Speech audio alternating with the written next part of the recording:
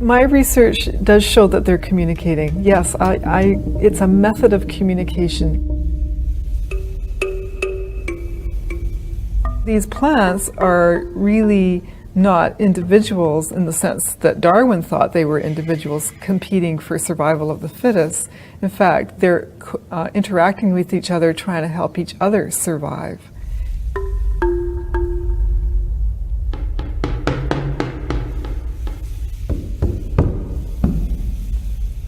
Well, I'm a forester. I'm specialized into looking at below ground communities. We've found that these fungi actually will connect one plant to another plant.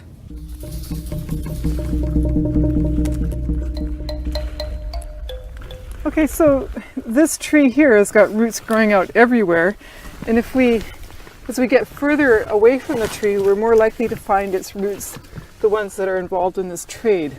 This is where the fungi hunt or scavenge for nutrients. So the tree sends down its carbon, it goes through the root system and through into these fungi, and there's an interface between the root cortical cells and the fungal cell that's wrapped itself around that cortical cell, and that's where this exchange goes on. So meters away you can have a plant connected to another plant, and they're just shuffling carbon and nitrogen back and forth according to who needs it.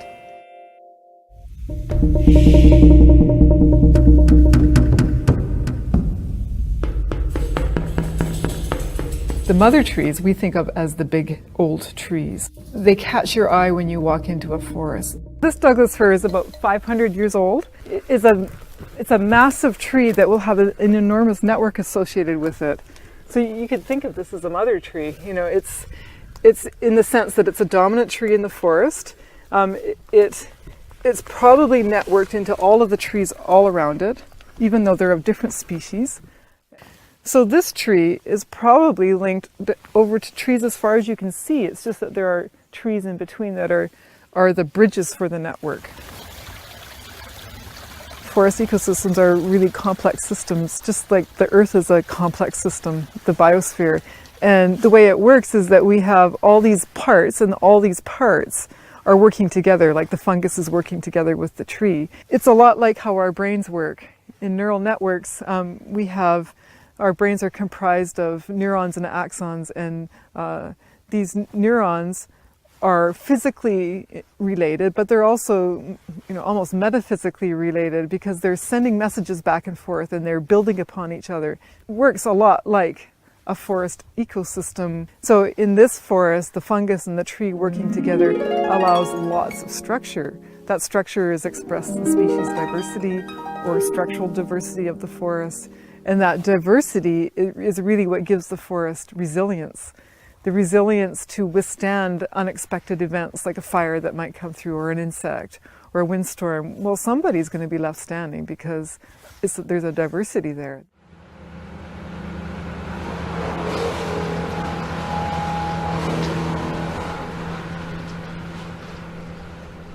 Some of the forest practices that we have done pay no attention to the role of these mother trees, or that trees actually will move some of their legacy to the new generation. We didn't pay attention to it.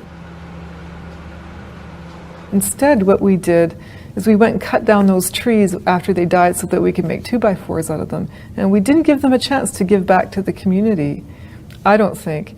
So what those dying trees will do is that they will also move resources into living trees, to the young ones coming up before they completely collapse. So it's a transfer, like a passing of the wand from one generation to the next, if we allow it to happen.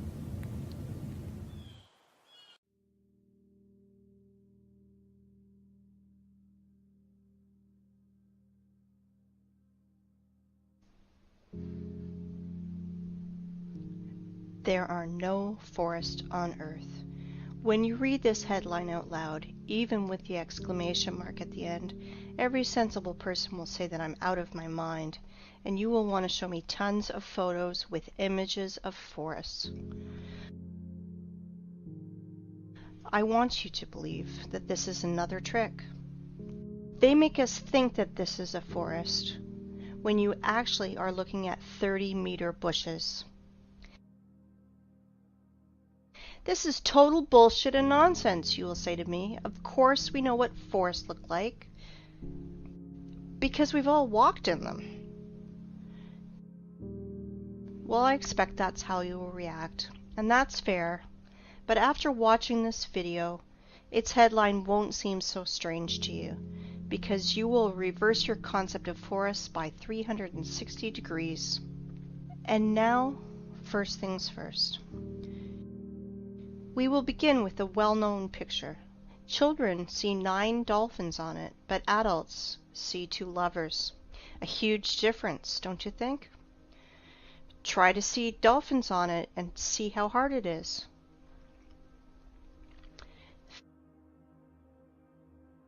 Feminine fruities just won't transform into dolphins for most adults. And that's funny because it's the opposite for kids.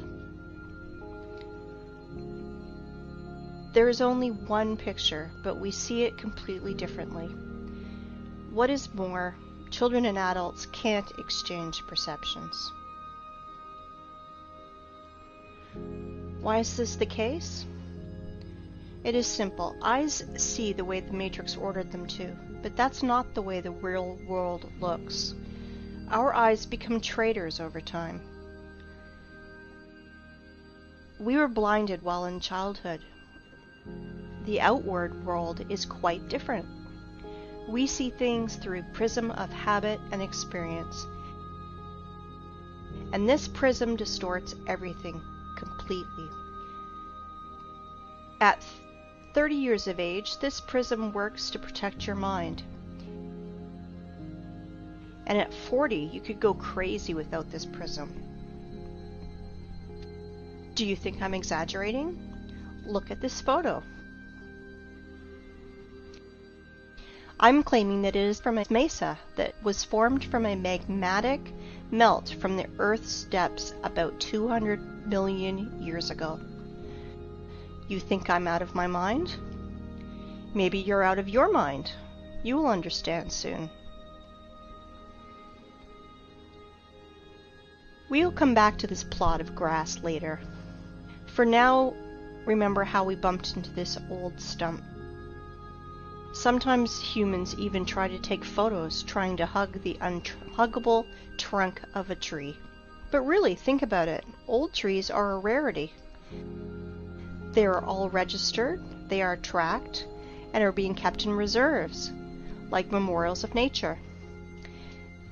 There is an uproar on the internet about forests. Why all forests in the earth, even in Siberia, are not older than 200 years old?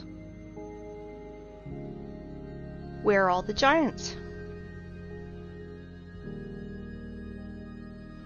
It is right that the people are in an uproar about it, but I want to look at the problem from another angle, from the side of the Earth's poles. The thing is that even Soviet biologists found strangeness in the poles, and unnatural amounts of water kept in the ice and snow, and there's an unnatural percentage of carbon dioxide in the world's oceans. This abnormal concentration tells us exactly about a worldwide fire of the past. Using simple math, those scientists come to the conclusion that those fires carried away 99% of the Earth's biosphere.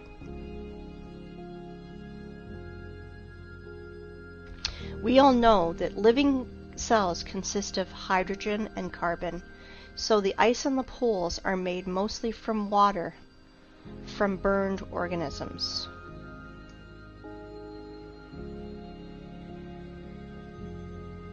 And now, think about this number, 99%.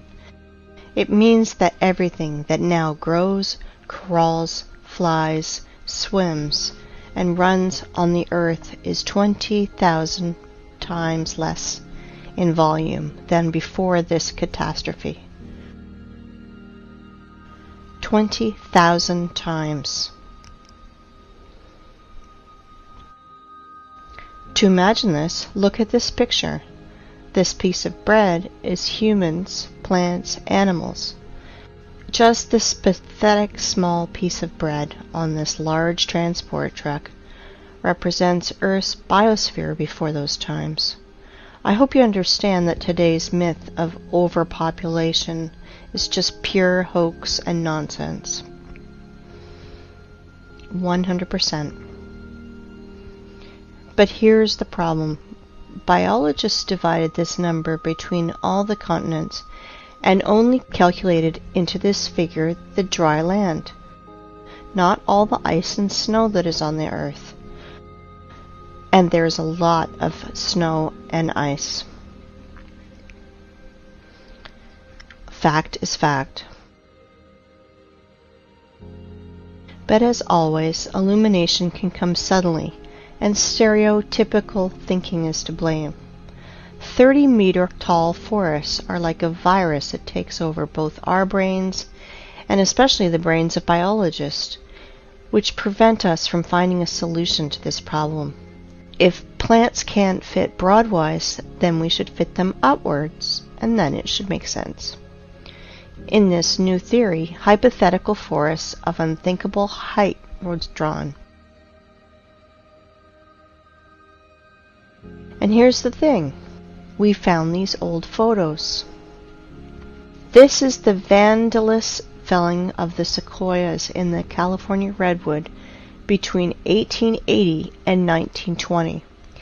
These trees miraculously survived the planet's bombardment in 1816.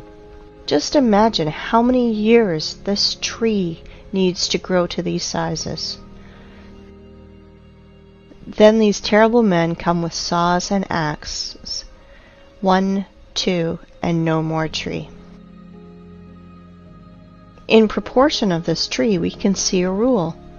The diameter of the stump is 3 times bigger than the woodcutter's or feller's growth.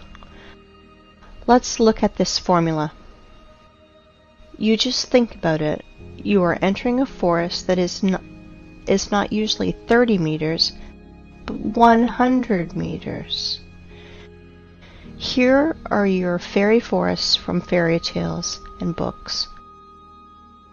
Forests that are lost because of such barbarians.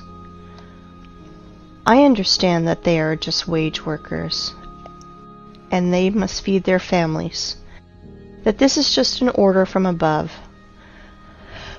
But if every single woodcutter refused to carry out these criminal orders, all the forests would be saved, because their demon bosses are too arrogant to do it with their own hands. And that is why I will send these merry woodcutters' defenders to a well-known place. Look at this photo carefully. They look like satanic bacterias that want to kill the forest organism. For those who think that trees were killed just because of wood materials, I want to dispel your claims. Trees are energy generators. They produce constant electricity, oxygen from photosynthesis, food. They have a root network and are programmed to exchange data.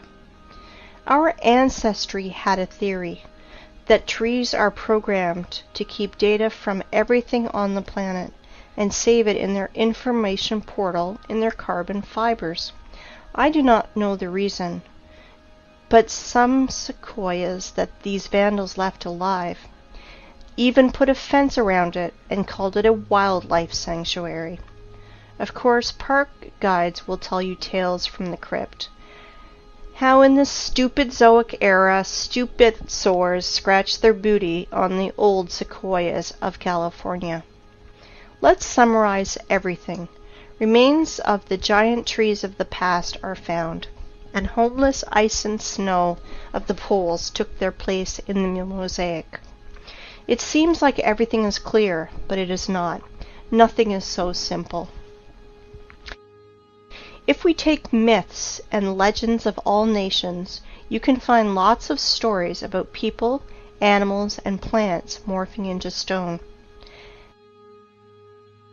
This is normal because paleontologists all over the world dig petrified fossils of humans, animals, and plants. There are so many of them that old museums are overfilled with petrified fossils of clovers, frogs, lizards, pieces of dinosaurs, and so on. Frogs and clovers are fine, but what about the forests? Guys, where are the trees? Old sequoias of California do not fit here because they are made of carbon. It means they are not related to the Silicon era. Why do I know this? First off, they were cut and sawed by standard instruments. All axes and saws would break if they had to cut silicon.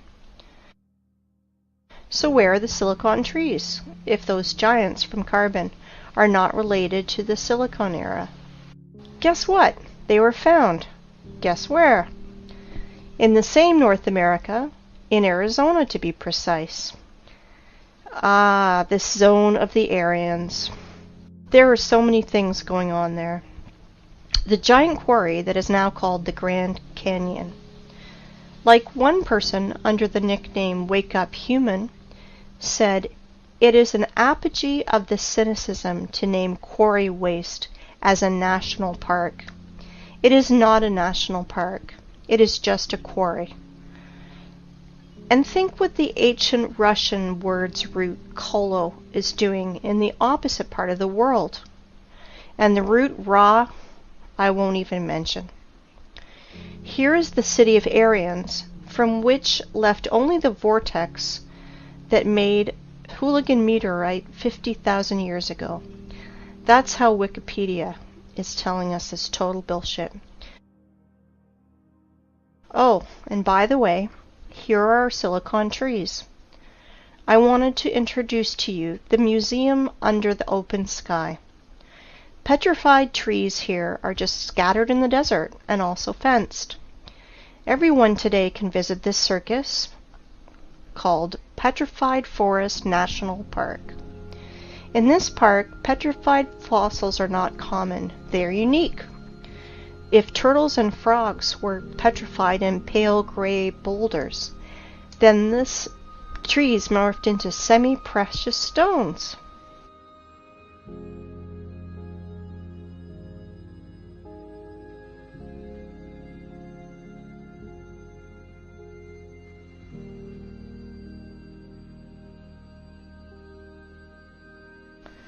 Beautiful stones, aren't they?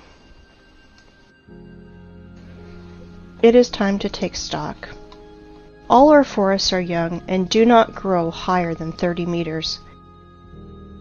Remains of fairy forests were found in the sequoias of California, and biologists put poles of ice and snow in its place. We found petrified fossils of the Silicon era and trees from precious gems. Now everything fits together, right? Or no? In a perfect world, everything fits.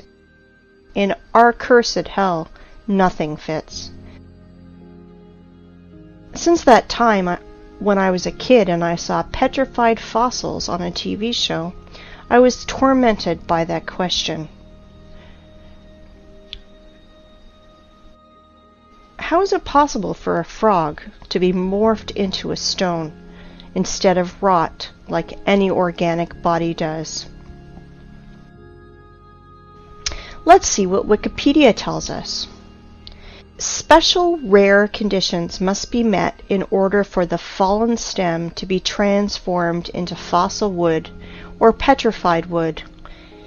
In general, the fallen plants get buried in an environment free of oxygen, which preserves the organic structure and general appearance. I understand this is dry British humor. If not, I will try to explain. You need some spontaneous disaster. For example, a volcanic eruption, tsunami, clay rain, which would quickly cover the frog and mammoth and make conserves from them, where bacteria won't decompose the corpse to the state of stinking manure. In other words, to make the body petrified, you need to cover or engulf the body and to compact it. According to so-called scientists, the tissue was organic, and then it magically turned into silicon. SiO2. Remember this formula. If you have ever buried your home pets, you can quickly run and dig them out. Your beloved pet is petrified, and you can put his statue on your table. Want to reproach me for such black humor? Redirect that to the official science community, which sells us such bullshit. A dead body has only two options. Dry up like an insect in a piece of amber, or the second option, just simply rot. Organic bodies will never turn into rubble. Never. This absurdity is invented to hide the truth. Magical morphing into stone is a little thing. Transforming wood into semi-precious stones, this is where the lies and ignorance become uncontrollable. Tell me how a stick of wood can become a semi-precious stone. You may have no answer, but I do, and we will discuss this later. For now, let's analyze what these gems show. I do not know about you, but I am confused by 3 points. First of all, according to the official story, these trees lost in an unequal battle against a neighbor volcano. Attention, 225 million years ago. But wait, there's more! This wood not only burned in hellfire, not only rotted into the wet ground, against all the laws of physics, chemistry, and biology, just transmorphed into precious gems. David Copperfield is nervously smoking on the sideline. But this is not the end. Trees are not broken. Trees are sawn into even, accurate pieces. Well, I want to know the name of this brand of chainsaw that Aborigines use for this. I am joking, of course, but the conclusion is that this is not a museum, but stage theater. These trees were sawn and brought here by someone. You know, only a true fool would believe in the magical transformation of wood into precious stones and gems. Here's another question. For what purpose did they make this circus with all these scattered pieces of silicon life form? And did you pay attention to how small these silicon trees are? They are incomparable, even with the sequoias of California. But this one is simple. They are not trees. They are trees' branches, giant silicon trees. And these trees were so big that American sequoias near them look like sticks near the baobab. And while tourists are freaking out over these precious gems, no one is paying attention to the background, because everything is hidden in plain sight. To understand what I'm talking about, let's return to our favorite plot of grass. And I want to ask you, what do you see? A tree stump in the daisies? But I continue. This is mesa that was formed from the magnetic melt from the Earth's depths about 200 million years ago. Do not believe me? And now? Let me introduce to you, this is Devil's Tower, mesa, or so-called laccolith, that was formed from a magnetic melt from the Earth's depths about 200 million years ago. At least that's what Wikipedia tells us. And billions of people believe that this is mesa, laccolith, or a mountain. Really? Let's come closer to our tree stump to look at his fantastically inexplicable columns. Let's look in the Wikipedia ones again. Igneous rock is formed through the cooling and solidification of magma or lava. Really? What a smart magmatic melt! It's just stood still and froze in the appearance of a perfect hexagonal column for 300 meters in the sky. You can synchronize your instruments with these miraculous columns. Were they squeezed out of cream injector, then tied in a bun like a broom, and then a big giant fan blew near to help the columns to curdle faster? Maybe the columns of Parthenon or Isaac's Cathedral were built in the same way.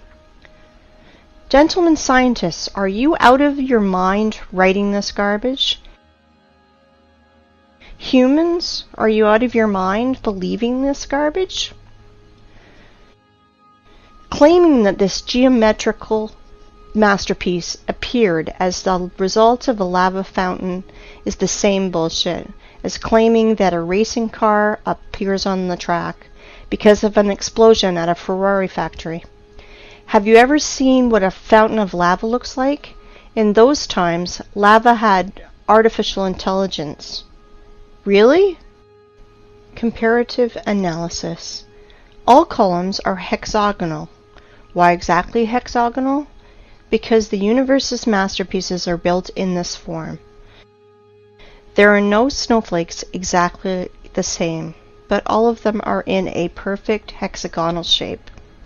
Bees, too, without the knowledge of mathematics, correctly identified that the regular hexagon has at least perimeter among all the other shapes of equal area, so you can fill this shape most efficiently. When bees build honeycombs, they instinctively try to make them as roomy as possible and spend as little wax as possible. Hexagonal shape is the most efficient, economical figure for building a honeycomb. Blind sheep cannot understand that our universe is fractal. That is why there is no difference in what scale you study it. In the scale of a mountain or the scale of a tree that everyone has outside their window. And now let's open a botany textbook. Let's find the structure of any plant and let's compare it with our giant stump. We won't go deep into this. We only want facts that fall into our hands from the stump's photos. So it will be useless to try to argue against those facts. I want to introduce you to the cross-section of a stem of flax. Well, well, gentlemen biologists, are you noticing anything? No? Look, it seems like honeycombs in the middle. Wowzers, and they are all hexagonal. Well, well, what a coincidence. If we remove skin around this flax, our stump skin is the same. Let's look at the small rocks around it, and guess what? Flax looks exactly like our stump from the bird's eye. They look identical. Exactly. The stump's fibers, like the fibers of the flax, has a hexagonal shape that is strictly preserved. It is geometrical the entire length of the stem, and that is as much as 384 meters. I want you to pay attention. The stump's fibers are even stricter in their proportion, as we learn from the botany textbooks. They are no different for the whole length, but are relative to each other. It is a branch of armature hexagonal cross-section after leaving the metal rolling mill. The fibers are not attached to each other, since they freely exfoliate and fall as the stone erosion goes. Each fiber out of our stump is covered with a thin skin, exactly like fascia, a thin sheath of fibrous tissue enclosing a muscle or other organ. As you see, petrified skin contacting winds and moisture is cracking, exfoliating, and showering, and this is direct evidence that the fibers of the stump consist of at least two components placed inside each other. Fibers do not go into the ground vertically. They gradually bend to transform into the root system like every tree does. As you can see, the official story of spontaneous and accidental solidification of lava is 100% bullshit and falling apart quickly. In 1977, Hollywood made a film called Close Encounters of the Third Kind, with Devil's Tower playing the main role, where we were told 100 times that this is a mountain where we can meet aliens, but this garbage is suitable for fools only. But where were your eyes, gentlemen? Hey, biologists, geologists, paleontologists, are you here? Do you study the world in a welder mask? And now, let's find out the height of the tree, which was a stump one day. Let's use the formula that I mentioned earlier. The diameter of our stump is 300 meters at the base.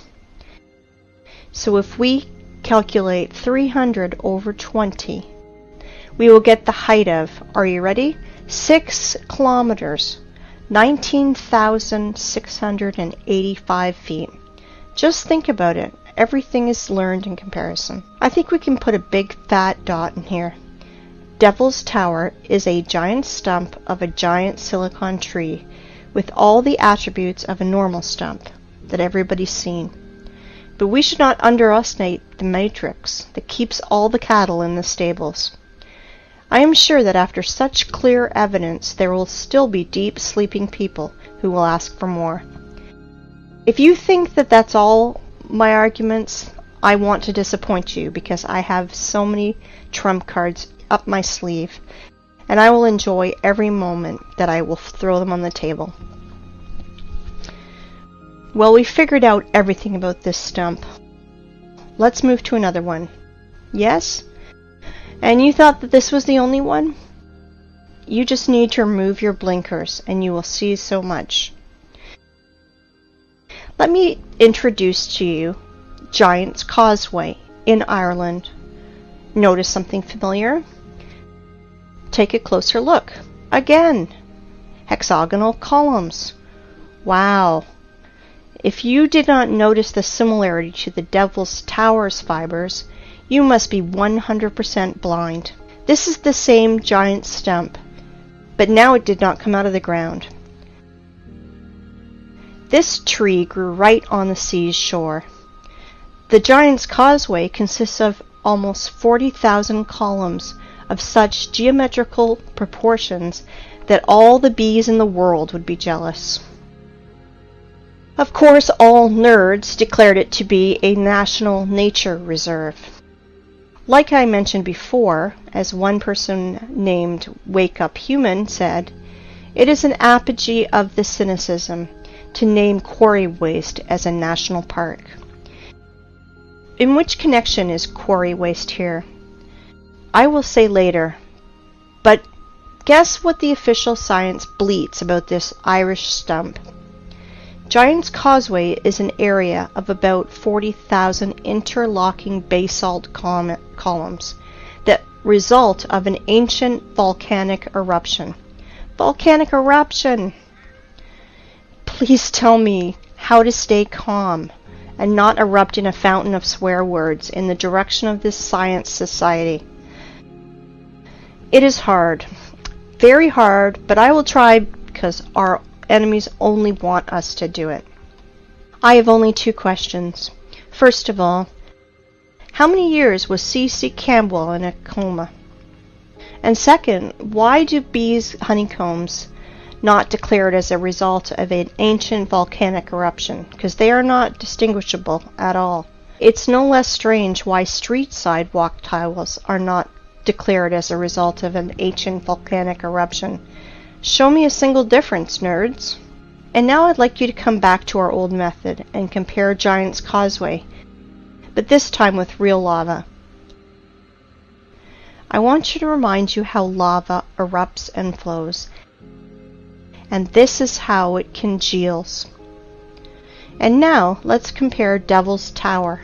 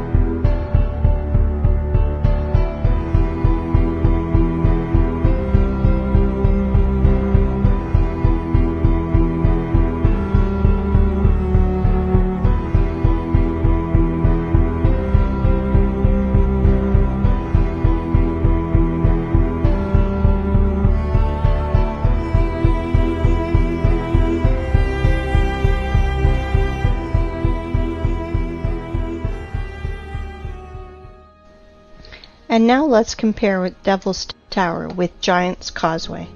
Oh, sorry for my French. I mean, let's compare silicon stump with silicon stump. Somebody still believes in the lava fountain?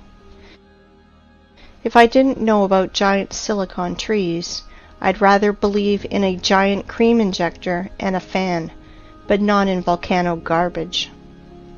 If you think that these two giant silicon trees are the only thing that I can show you, then you are mistaken. There are loads of them on the planet. The funniest thing is that normal people do not realize that they are stumps. But official science realized that seriously, that they should find out how to hide these trees from people who ask too many questions, and they invented a genius name for these silicon stumps, the basalt cliffs.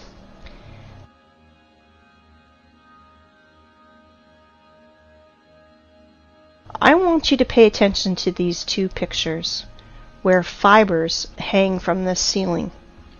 How can volcanic version explain that? Lava was dripping, but its drops did not fall to the ground. The drops stuck by their hexagonal honeycombs to the major neighbor drops, which somehow reached the ground.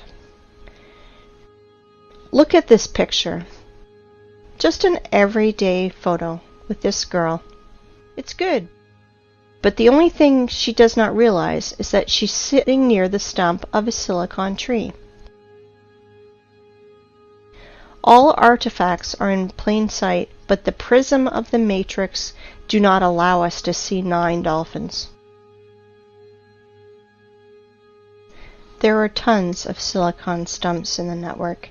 You can research this topic yourself. Google will help you. Let's move forward. I want to introduce to you one more hexagonal miracle of the Earth that is of silicon nature.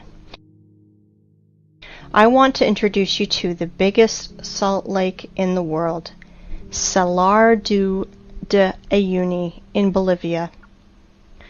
As you can see, not everything is so simple as it is written in textbooks and shown on the Discovery Channel. Our tradition wanted to show you what Wikipedia is telling us about these hexagons. But the fibers of silicon stumps, Wikipedia is changing it a bit. About the hexagonal structure of South American Lake, it is keeping silent, like a fish, like there's none of them. But they are there, absolutely there. You won't believe it, but Wikipedia is not the only thing that's silent. After hours of research, I found nothing about this hexagonal structure. And only in one place I found a single phrase, like, "Look, how interesting this dried and cracked salt." And then I fell into a stupor. First of all, under the blazing sun's rays, every surface cracks like this. But not in hexagonal shape, like honeycombs. Secondly, cracks are deepenings between the fragments of surface, but I see elevations. And this is opposite to the cracks. It looks more like fiber fascia, like the silicon stumps one. And the third thing, why is all the salt surface in exactly a hexagonal shape? If the official story is not a sensible explanation, let me tell you my opinion. As Wake Up Human says, there are no salt lakes, just sludge settling tanks. I agree with him, but this is not the case. And here's why. I think that you've already realized that honeycomb's hexagonal shape is an attribute that belongs exclusively to living organisms. Either is the possession of a queen bee, snowflake structure, or plant's fiber. As we see with our own eyes, Salar de Uyuni is not just a giant layer of salt. It was a living being of the silicone form of life, which was scraped out by the adepts of technocracy, by their machines. Now you understand how far we are from reality? If we can't even imagine a giant tree, then how can we imagine a creature from salt 10,000 kilometers wide? Then the height is impossible to imagine. Now you understand that 7,500 years ago, our planet was so fantastic, fabulous, and beautiful that Cameron with his avatar is a poor substitute. All that is left to us is a desert, which we have turned into a scrapyard. And what I mean by saying scraped out by their machines, well, to be short, while our society was sleeping in this matrix, working 9 to 5 hours a day, doing useless things, dreaming useless dreams, our planet was literally being scraped out, and they are scraping it out now with their giant graders and machines. I will show you later. Well, the theoretical part is over now. It's time for the climax, and we are close to the runway. But before, we should return to our first stump and see one strange thing. I bet you did not notice. We saw many stumps, but this one is special. It has a flat surface on top, which means it was cut down. Yes, exactly, cut or sawed. And now our imagination is asking us, who cut it? For what? What did they cut it with? I will answer this question later. We will put these questions in the background because the stump that was cut is not a single one on the planet. I will tell you even more. Devil's Tower is a small one compared to the others. Boys and girls, our aircraft is ready to fly. Of course. Well, we have no course. We will fly around the planet. Fasten your seatbelts and better hold on to the handrails, because everything you will see will overturn your notion of rocks and mountains. Let's go! While we're flying, let's play a game. Find 10 differences. Though there are only 2 differences, material and size.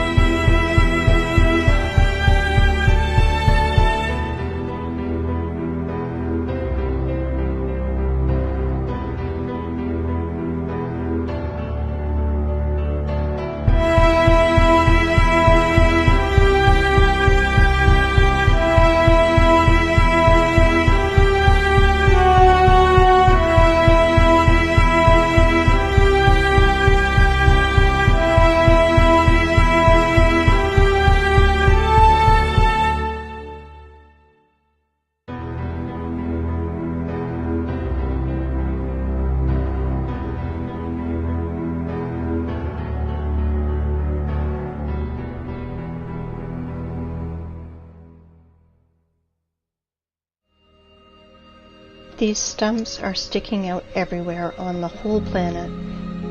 There are hundreds of them. Scientists call them mesas, which means table in Spanish, because they have a flat peak, flat as a table. Well, cool, stumps. And now let's remember the beginning of our conversation. We thought we saw forests and even walked in them. So what does it matter if they are only 30 meters high? Is there a difference? We're pleased with the one we have left. We enjoy its beauty. We are accustomed to these forests, so we don't need another. Then we discovered that the old forest was preserved in the US, which is described in fairy tales and myths, giant 100-meter sequoias. This is the picture our mind draws when we hear the words fairy forest. Let's think about the sequoias in California and the prism of matrix forces, otherwise our mind's protectors will melt, because Devil's Tower is actually a 6-kilometer high tree. But realize that Devil's Tower is a young plant compared to other trees on our planet. For example, this mountain in Cape Town in Africa is really impressive. This plateau is 3 kilometers in diameter. If we multiply 3 by 20, we will get a tree of 60 kilometers high. Do you have any clue how big its branches are? On one of the branches, you could easily place a huge residential area with all the shopping malls, schools, and parks. Just imagine how huge it is.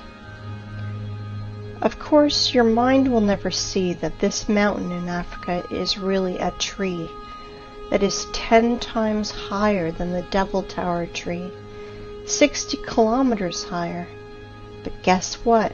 That's not the limit. In the work of Russian scientist and poet Alexander Sergeyevich Pushkin, we can read about giant fairy oaks that was on the Bayan Island near Lokomori, and we now believe has been killed by our government. That oak was supposed to be the center of the earth and was some 100 kilometers high. Not sure how high, but for sure higher than the Cape Town one. This oak was the biggest plant on earth. Remember in the beginning I mentioned our prism of the mind that helps to preserve it but distorts reality? Ask any person to show you trees on the right photo, and he will immediately put his finger on the green on the ground. Without noticing that it's only pathetic bushes, it looks more like moss in comparison to this size. But definitely not a forest. Now you understand why we can't find 9 dolphins? But do not dwell on fish and stumps. Once again, I urge you to think in planetary sizes. If instead of dolphins and stumps, we see lovers and mountains, imagine what is hidden from us with a curtain. That is why the apocalypse is translated as curtain opening.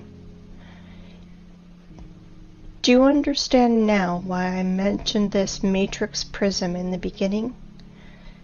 Through which we are looking, and it turned out that we see nothing. The real world is different. I can call today's state of society a real dream, and the sad part is it is not figurative. You know, in the Russian language, the word tree is spelled D-E-R-E-V-O, de-re-vo. The word ancient tree is spelled D-re-vo, and the word ancient trees is spelled de revnost. It means in Russian language, the language of the Aryans, time, when giant old trees grew. Interesting, isn't it? Well, let's put all that in our pocket and continue our flight. I think you will ask me, and maybe it's time to ask questions. Who cut down this forest? Why did they cut it? What did they use it for? No, it is too early to ask that. We know that the whole face of the planet was covered by giant vegetation. So we can ask ourselves, where did all the other forests go? The thing is that this so-called mesa are just single ones, because only the best were chosen for cutting. Whole other forests of the planet were laid down by blast waves. We reviewed only stumps with flat peaks. Does anyone remember how not cut but actually broken trees look like? I will remind you. Understand my hint? Let's play the game again. Find 10 differences.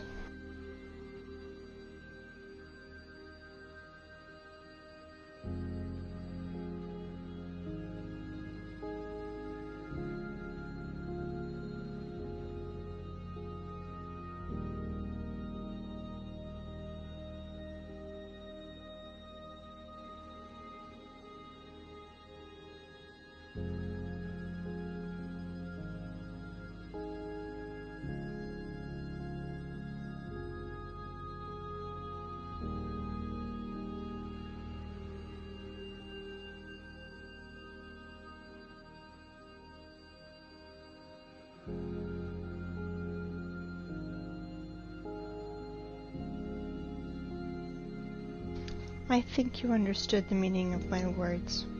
So I want you to look at the highest stumps of our planet. They were mined like a quarry and were broke by blasts. For example, the tree Everest.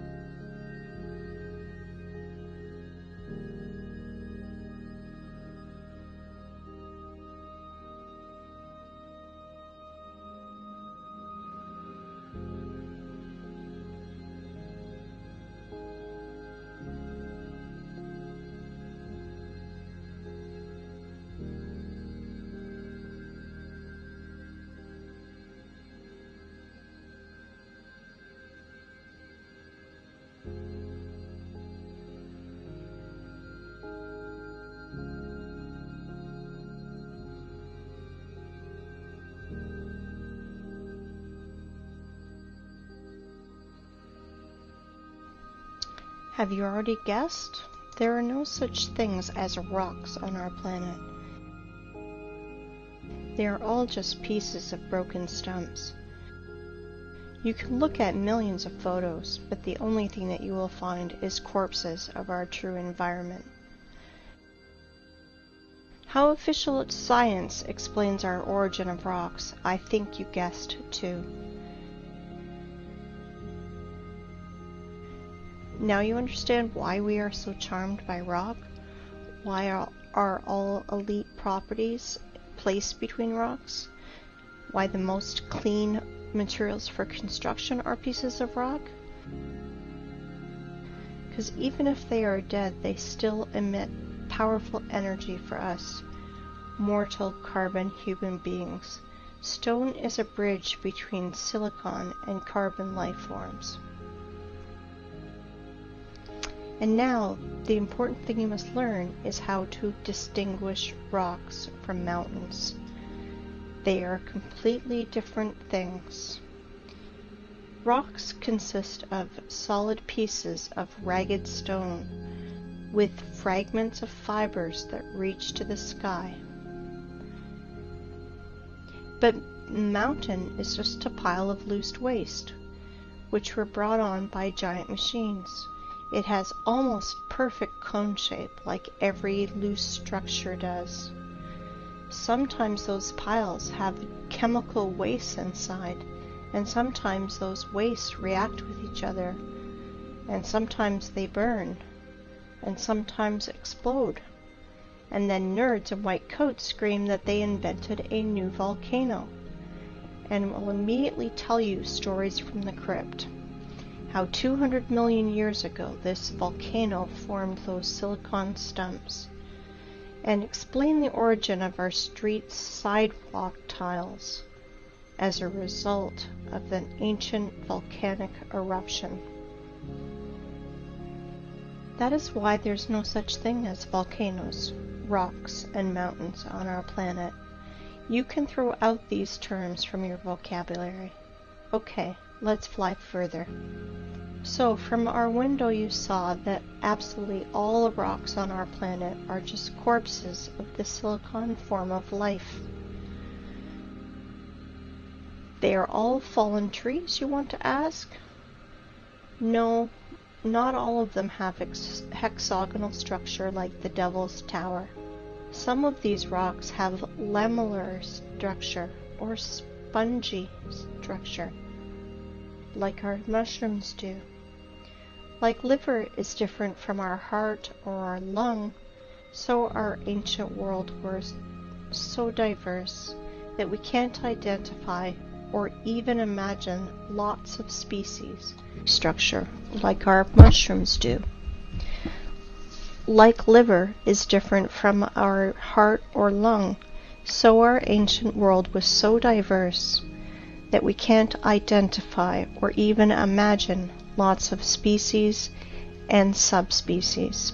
Let me this theme was covered in detail by Pavel Ulyanov. His YouTube name is Wake Up Humans.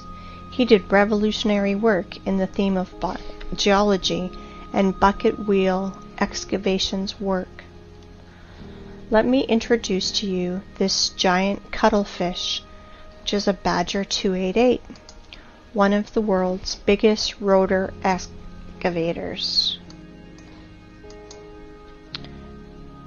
And this is how those machines work. They crawl on its wheel parallel to the quarry wall. Giant wheels with ladles scratch at rock and ground, leaving concave wall.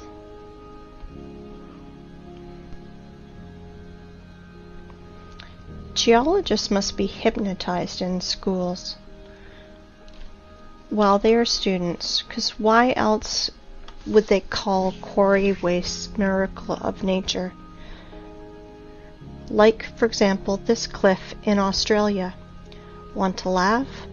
If you do not believe in the idiocy of this last stage, just Google wave rock and check the official explanation. 100% unbelievable how people buy into this. Some people will ask which stone was part of the living plant and which not. I want to tell you that at least 7,500 years ago there were no such things as stones. Everything you find now was part of our ecosystem.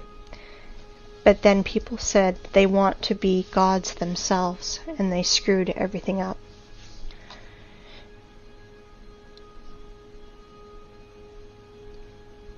I want to ask you, open your minds. They live, we sleep. But they not only live, they're also killing our planet. They are doing it right now, while you're watching this. Wake up, humans. You must review all the instruction they gave you in elementary school, middle school, high school. History, geography, geology. Open your mind. I want you to look at these photos. Today we have lots of artifacts which we can't repeat because of certain conditions as the lack of technology, lack of equipment, or specialists, and which are evidence that our civilization is 200 years ago, and before that compared to us was way more developed, and today's society are just kids in the sandbox. Here are some examples. Bubble bath, 1784 to 1820. Here is what this man that was near it tells us. Sorry for my language, but they are telling us absolute bullshit. That somehow the master made it for 7 years and polished it every day like Papa Carlo. Absolute bullshit. With all my responsibility as a lathe man of 5th level, I declare that this is machine precision. Concave and convex surfaces of this bath, strictly precise, circle on the whole diameter, very accurate spherical surface in the lower part of the bath. Inside the bath on the bottom, the same super accurate concavity of the whole diameter. This product is impossible to do manually, especially to polish. I have the impression that it only yesterday got out of the machine. And the polish is like from Isaac's castle columns. It's impossible to do without high-class and high-speed polishing and grinding instruments. Next one, Alexandrian column, 1834. Weight is 600 tons, 27 meters high, granite. Impossible to do manually without turning this on a lathe machine. This column has the shape of antithesis. It's simply impossible to do manually. Third, Peru Ollantaytambo. Polygonal docking of blocks. Weight is 40 to 120 tons. The level of adjustment you can see for yourself. Blocks are aligned in 3 dimensions. Capella San Severo. Made from a single piece of marble. This is impossible to do without an advanced CNC machine. For the last 50 years, there was nothing even close to the complexity of this execution. Nothing has been done by any sculptor, even with the advanced CNC machine. Marble tombstone on the monumental cemetery Strangolano Museum in Genoa. 6. Stone bridges in Sevastopol. Each polygonal stone of the bridge is essentially a single sculpture.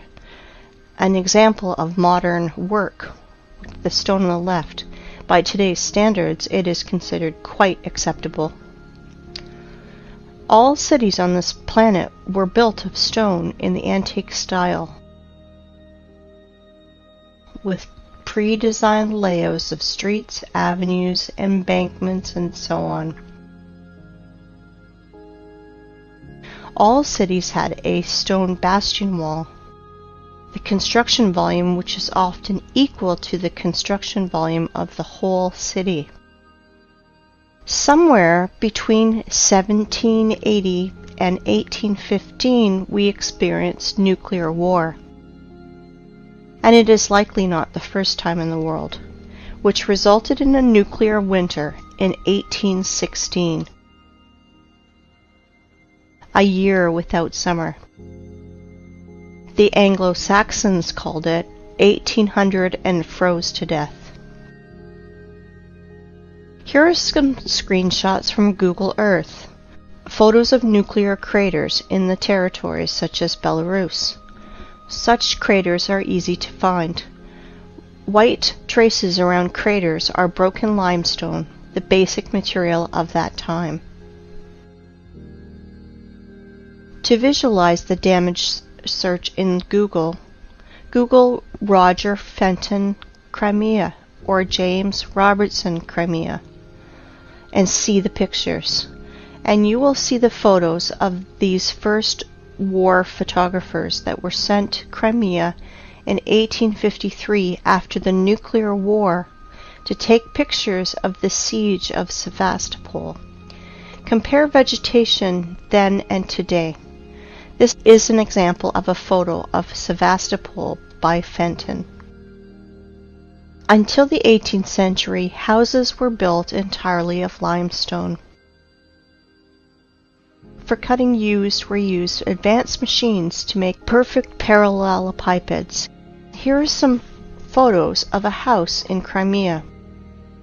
All houses in all cities of old USSR are covered in clay for 3 or 4 meters. All houses that are deep in the ground for 3 to 4 meters and have such good quality.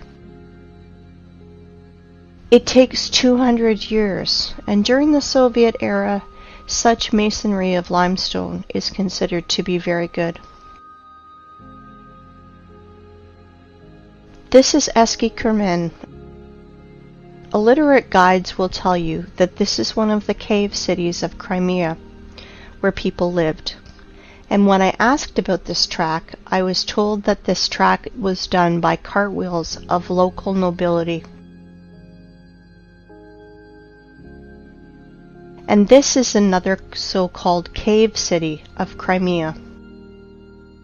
And this is a modern quarry where limestone is mined.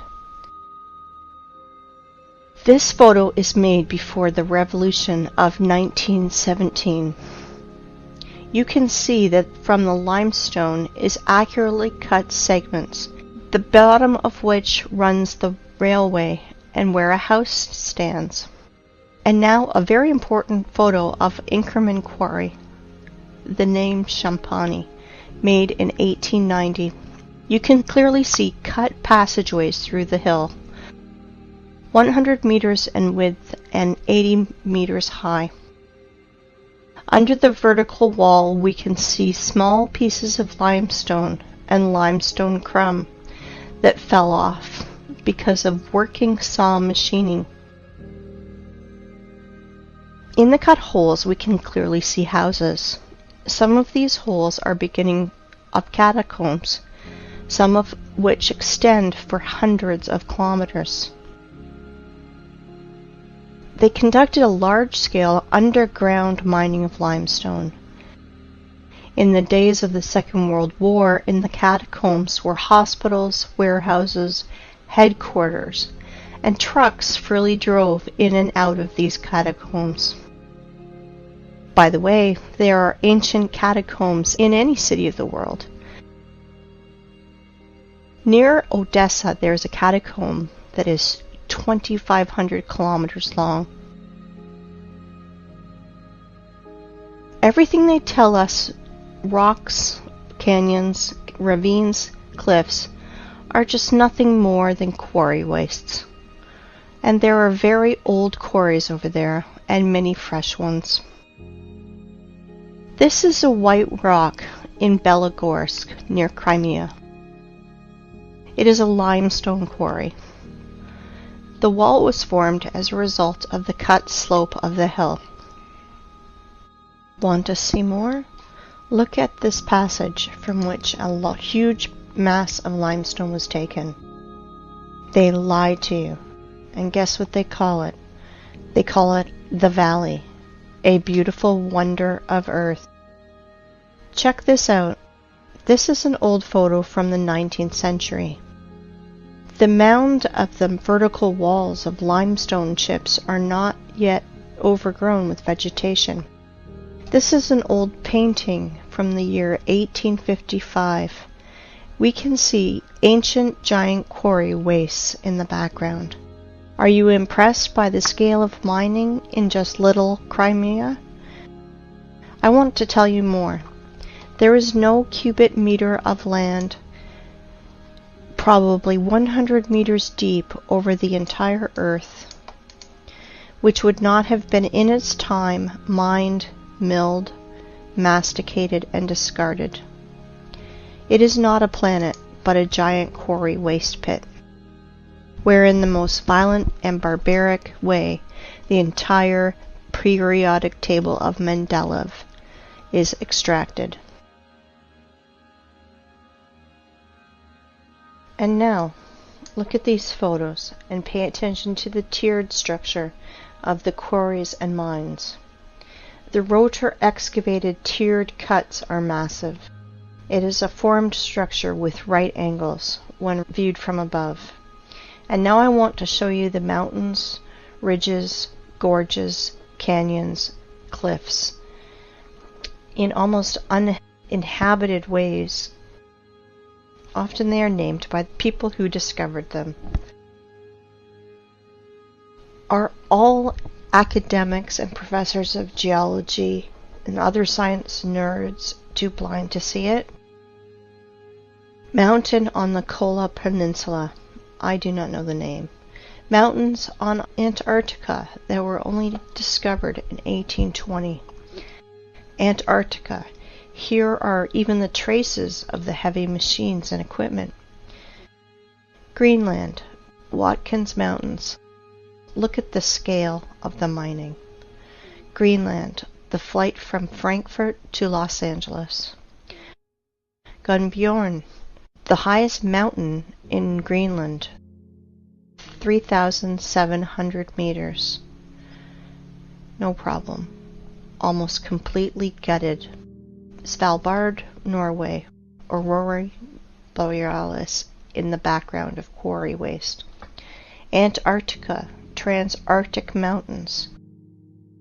At the foot, the traces of machines are still visible.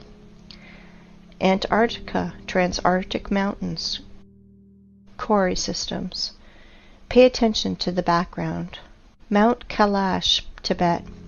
The height is 6,638 meters. Have you ever seen in our time heavy mining equipment that's raised to such heights?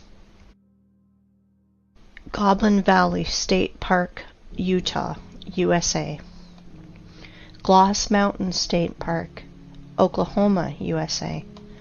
Grand Canyon, Arizona, USA. It's just a giant quarry, waste, gutted territory. Millions of tourists think that they are looking at a miracle of the world because they were told so. Quarry, Grand Canyon, Arizona, USA. Nowhere can we find traces of water erosion, only the shock explosive impacts on the silicon vegetation. Quarry, Rock Spitzberg. Quarry, Grand Canyon. The cut of the stone with a circular saw. Quarry in Australia, Blue Mountains. Blue Mountains from another angle. Blue Mountains, the vertical wall. Compare it with the marble quarry in the Alps.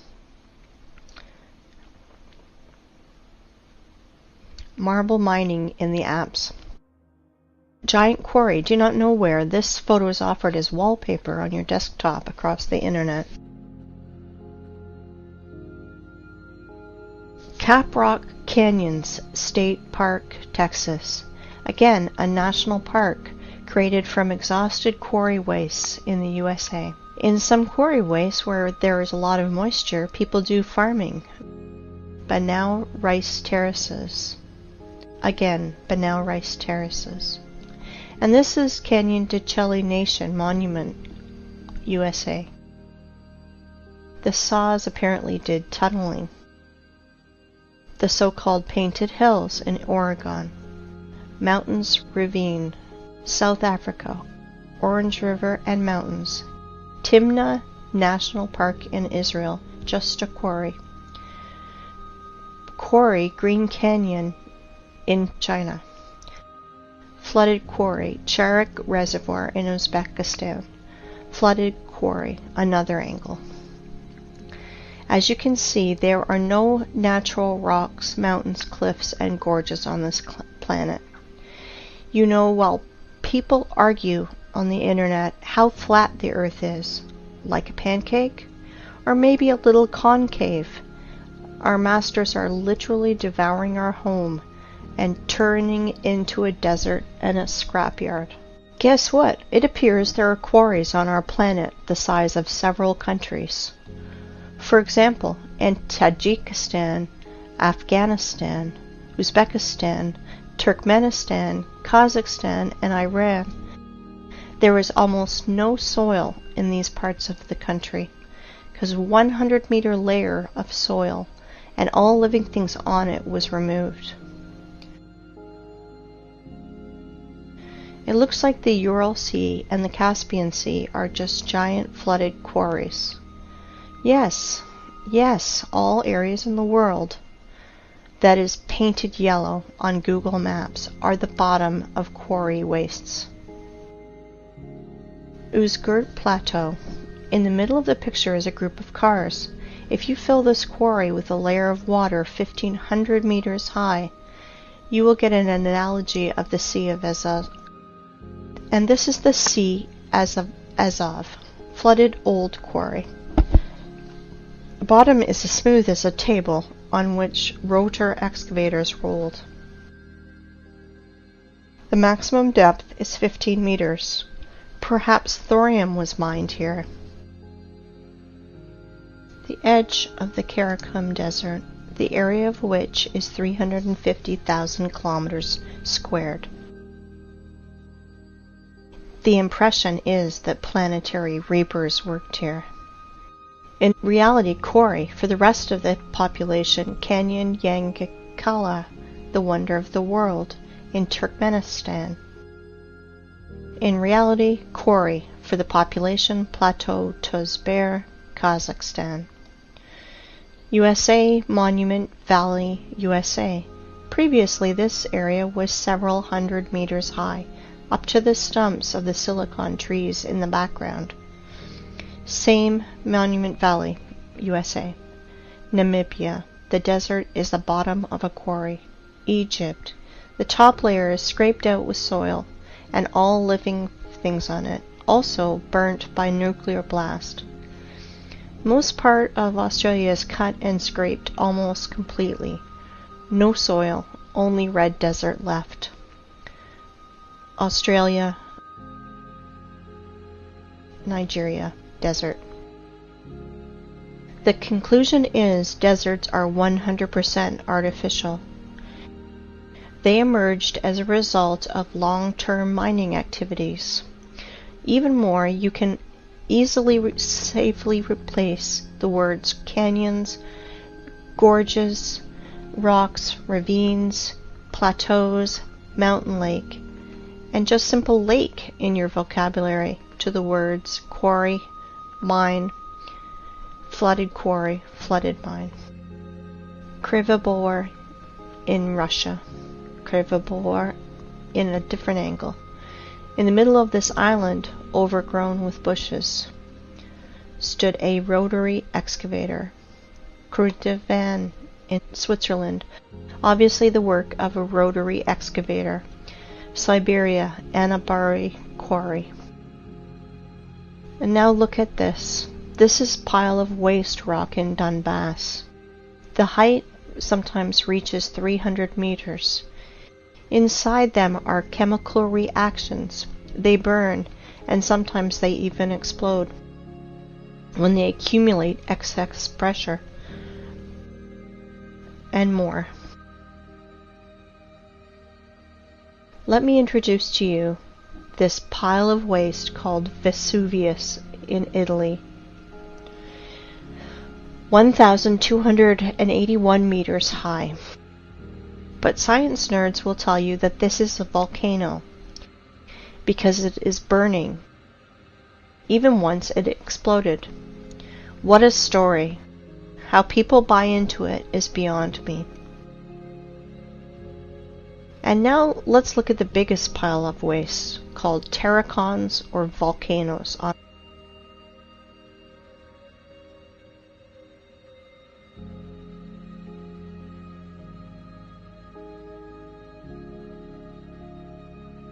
This is Terracon in Fujiyama in Japan.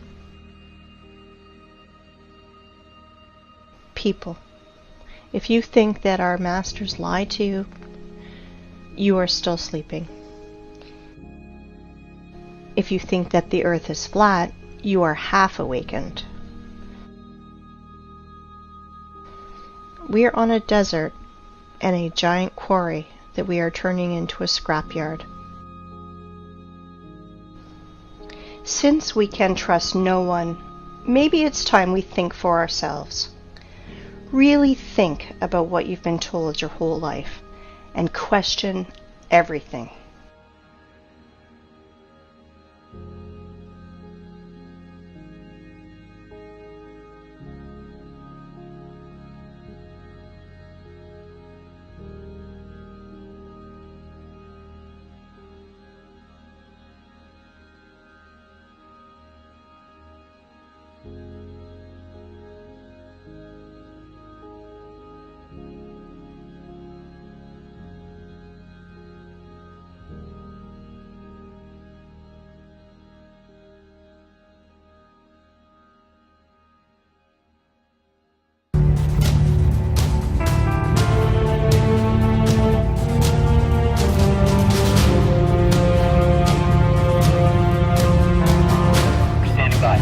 Bring it down.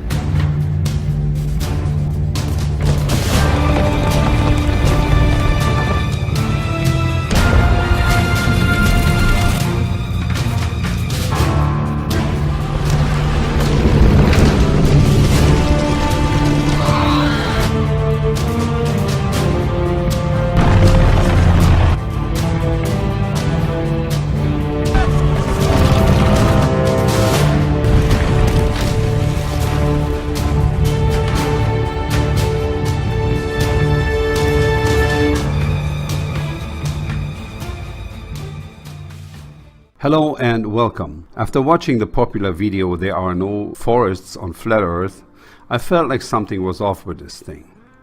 Even no reason was suggested for the destruction of the supposed giant trees. The implication linking it to massive mining was there, and that didn't make any sense to me at all. Although plenty of popular Flat Earth channels picked up this video, not one of them made the connection to the spiritual importance trees have played for humanity all throughout history.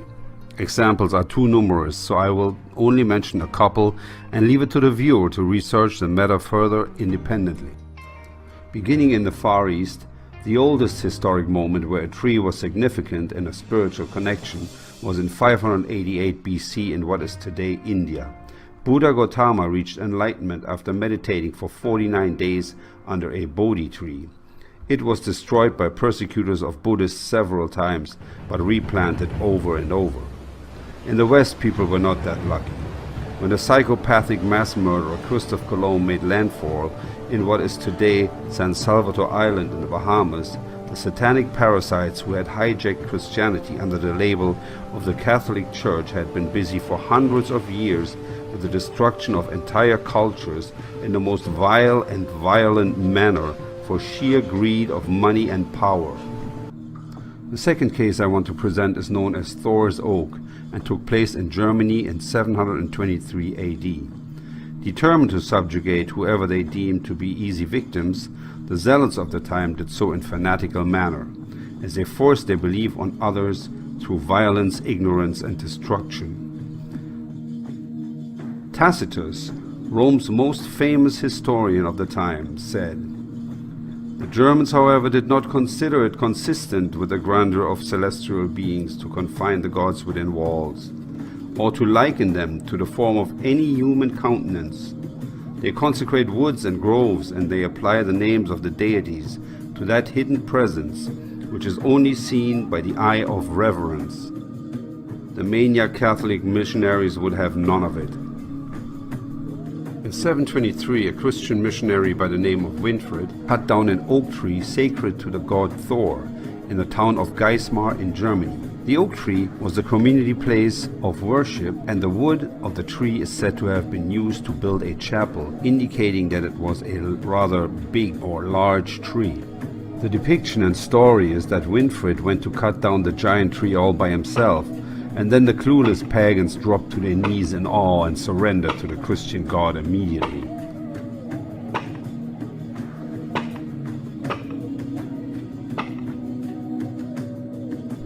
Supposedly this was followed immediately by numerous baptisms.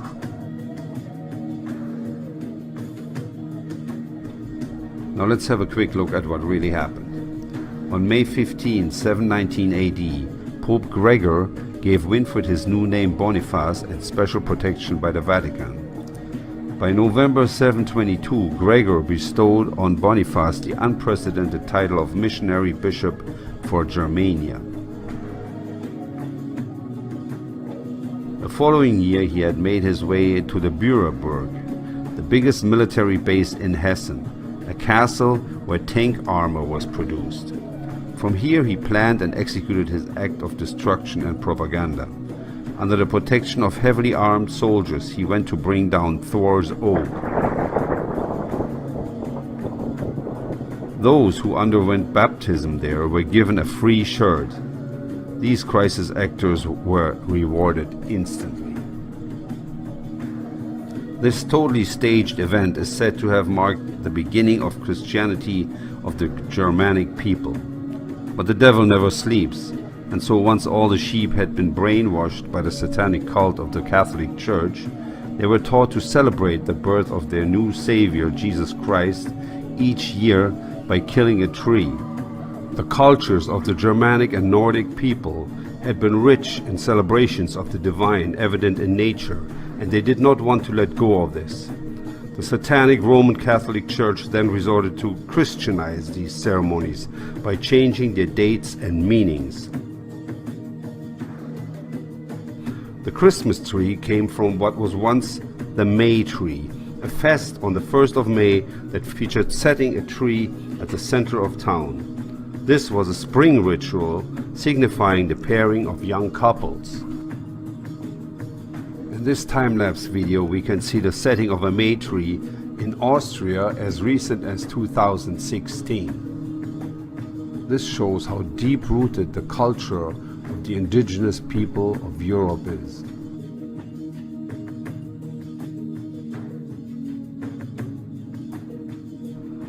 In the Nordic countries, this was known as Midsummer and is still celebrated in countries like Sweden right up till today. Just as many other traditions are still celebrated today from countries as Holland, Germany, Sweden, Denmark, Norway and Finland. After many hundreds of years, the Germanic and Nordic cultures had an organic relationship with the world as they acknowledged the divine in nature in their celebrations, rites and rituals by giving offerings and sacrifice of incense, food and drink.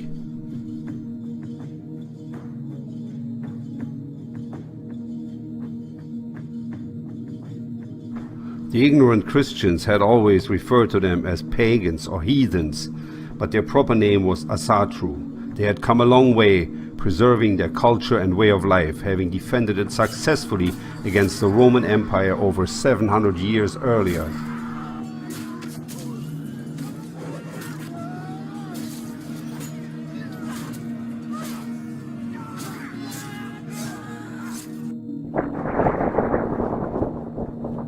The Asatru had no need for the 10 commandments that the Jewish sorcerer Moses had introduced. They had their own code of conduct, the 9 noble virtues: courage, truth, honor, fidelity, discipline, hospitality, self-reliance, industriousness, and perseverance, which did not sit right with the satanic cult of the Roman Catholic Church. Especially self-reliance was a thorn in their side. Christianity was the earliest stage of globalism, forcing a one-God religion and a Christ figure that had to be relied on in order to attain salvation. The Christian God had always been promoted as something detached, presiding in what was called heaven, or a paradise to be reached after death. The ceremonies of the Asatru gave reverence to the divine, present and evident in nature, and being organically connected to it, they received messages as well. The following shows such a message, obvious to those who have eyes to see.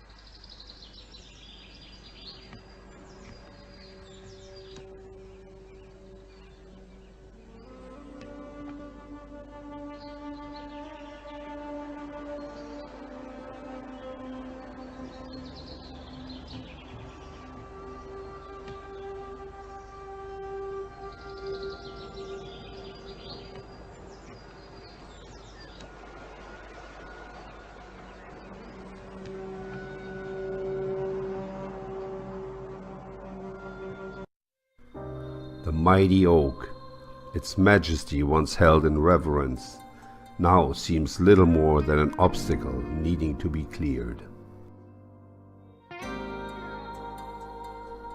The respect it once commanded is disappearing, along with the respect and pride its homeland once enjoyed.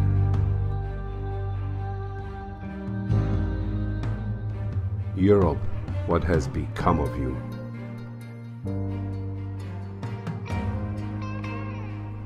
The ground shook as the mighty oak hit the earth. The sound echoed darkly across the land.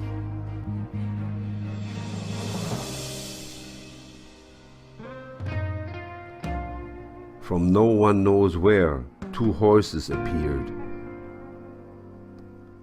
seemingly wild and free. They wore an air of magic about them.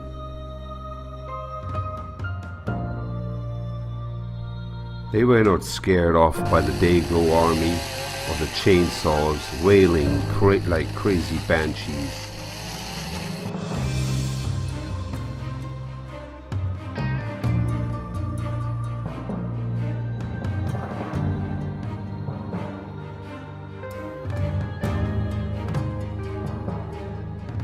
Maybe they knew these trees.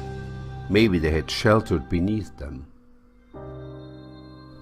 Their concern was unmistakable.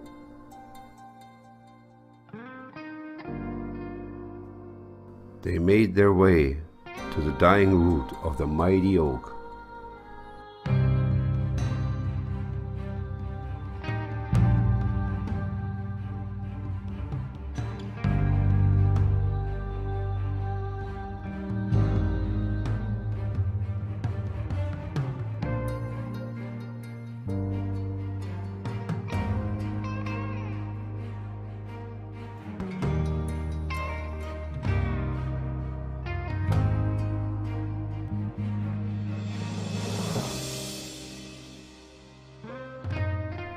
An omen, an echo from the past.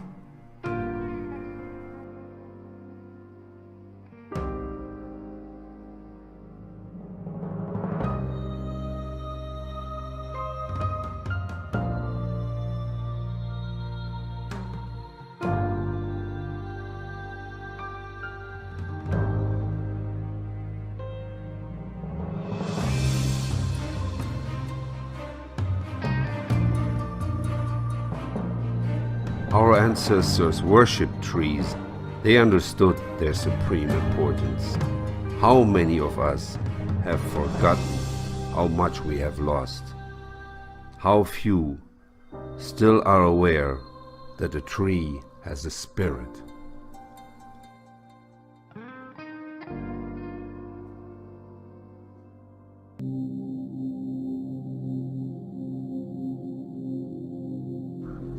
Continuing his never-ending crusade of cultural genocide, Boniface finally met justice some 30 years later in 754, when he and a few dozen of his fellow missionaries were killed by non-Christians angry about the continuing destruction of their places of worship in the town of Dokkum in the Netherlands.